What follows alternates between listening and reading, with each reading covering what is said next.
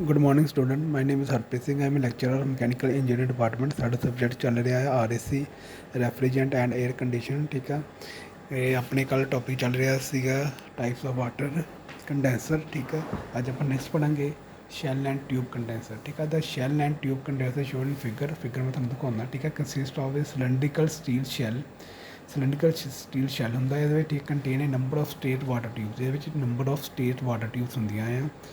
The tube are expanded into grooves. ਜਿਹੜੇ tubes ਹੁੰਦੀਆਂ ਉਹ ਗਰੂਵਸ ਵਿੱਚ ਹੁੰਦੀਆਂ ਹੈ। ਠੀਕ ਆ, in tube sheet hole to form a vapor tight fit.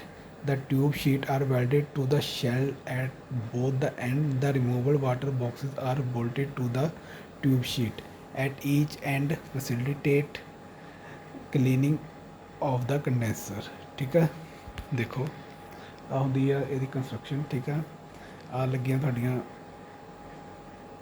Condenser tubes. ਠੀਕ ਆ, ਇਹ ਹੁੰਦੀ ਹੈ ਟਿਊਬ ਸ਼ੀਟਸ। ਠੀਕ ਆ, ਇਹਦੇ ਵਿੱਚ ਕੀ ਹੁੰਦਾ ਵਾਟਰ ਇੱਥੋਂ ਹੁੰਦਾ। ਠੀਕ ਆ, ਇਹਦੇ ਵਿੱਚ ਟਿਊਬਸ ਵਾਟਰ ਆ। ਠੀਕ ਆ, ਇੱਥੋਂ ਵਾਟਰ ਫਿਰ ਆਊਟ ਨਿਕਲ ਜਾਂਦਾ। ਠੀਕ ਆ, ਬਾਹਰ ਨਿਕਲ ਜਾਂਦਾ ਹੈ। ਠੀਕ ਆ, ਰੈਫਰੀਜਰੈਂਟ ਇਨ ਇੱਥੋਂ ਹੁੰਦਾ। ਠੀਕ ਹੈ, ਨੀਚੇ ਤੋਂ ਬਾਹਰ ਆ ਜਾਂਦਾ ਹੈ। ਠੀਕ ਆ, ਲਿਕੁਅਡ ਲਾਈਨ 'ਚੋਂ। ਠੀਕ ਆ, ਉੱਥੋਂ ਬਾਹਰ ਆ ਜਾਂਦਾ ਇਹ। ਠੀਕ ਆ, ਦੇਖੋ ਇਹਦੀ ਵਰਕਿੰਗ ਕਿੱਦਾਂ। The condenser tube are made either from steel or copper. ਜਿਹੜੀਆਂ ਕੰਡੈਂਸਰ ਟਿਊਬਸ ਹੁੰਦੀਆਂ ਉਹ ਬਣੀਆਂ ਹੁੰਦੀਆਂ ਸਟੀਲ ਔਰ ਕਾਪਰ ਦੀਆਂ with or without fins. The steel tube without fins are used in ammonia refrigerant. ਜਿੱਥੇ ਫਿਨਸ ਨਹੀਂ ਹੁੰਦੇ ਉਹ ਅਮੋਨੀਆ ਰੈਫਰੀਜਰੈਂਟ ਵਾਸਤੇ ਯੂਜ਼ ਕਰਦੇ ਆ। ਠੀਕ ਆ, because ammonia corrodes copper tubings. ਠੀਕ ਆ, in this type of condenser the hot vapour refrigerant enter at the top तो ਜਿਹੜੇ रेफ्रिजरेंट अंदर आता है। ठीक है, top of the shell and condense as it comes in contact with water tubes. The condenser liquid refrigerant drop to the bottom of the shell which often serve as a receiver भी कह सकते receiver भी आ सकता है इतने। ठीक है, however if the maximum storage capacity for the liquid refrigerant is less than the total change of the system, then receiver of adequate capacity has to be added. In the case of pump down facility is to be provided as in ice plants, cold storage extra.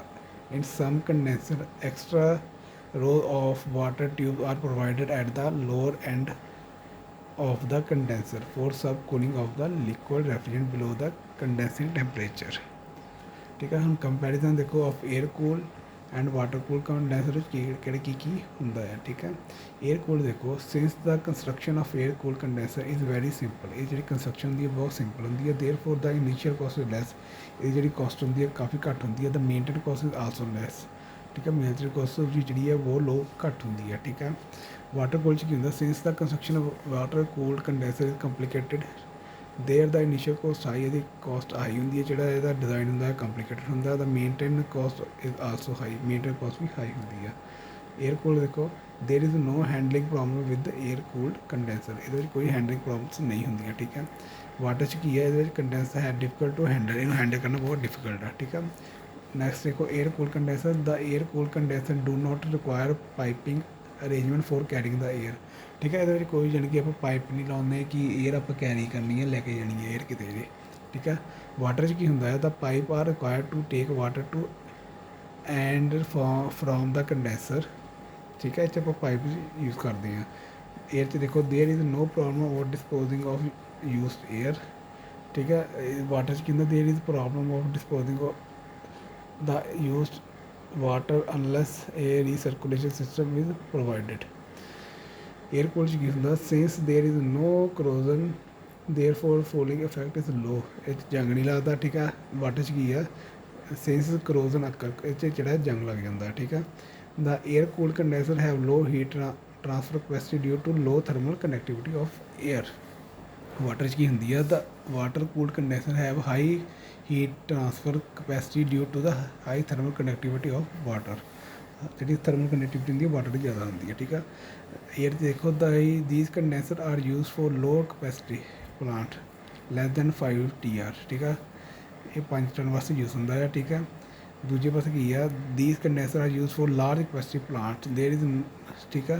ਅੱਗੇ water 'ਚ ਕੀ ਆ, there is no fan noise, water cooler 'ਚ fan ਨਹੀਂ ਲੱਗਾ ਹੁੰਦਾ।